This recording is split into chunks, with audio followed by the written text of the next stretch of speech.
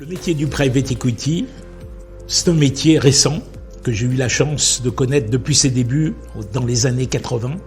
qui consiste à ce que des détenteurs de capitaux principalement institutionnels, à savoir des caisses de retraite, des fonds de pension,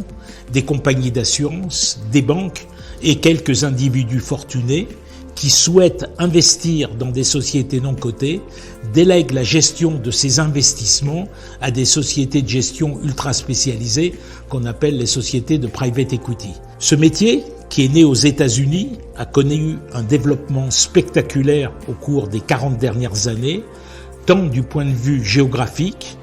il est présent quasiment dans tous les pays du monde, avec environ 4000 sociétés de gestion recensées qui gèrent plus de 5000 milliards de dollars de capitaux, que du point de vue de la typologie cible des sociétés qu'elles visent. On distingue les fonds de venture capital qui investissent dans les startups,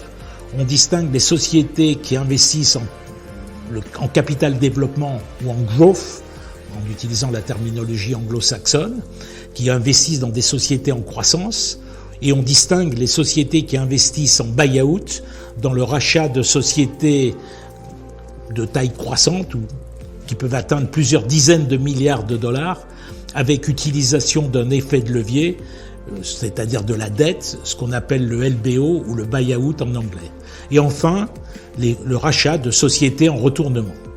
Le private equity est aujourd'hui reconnu comme la classe d'actifs la plus performante sur longue durée par rapport aux investissements classiques en obligations, en sociétés cotées ou en immobilier. Et les retours historiques moyens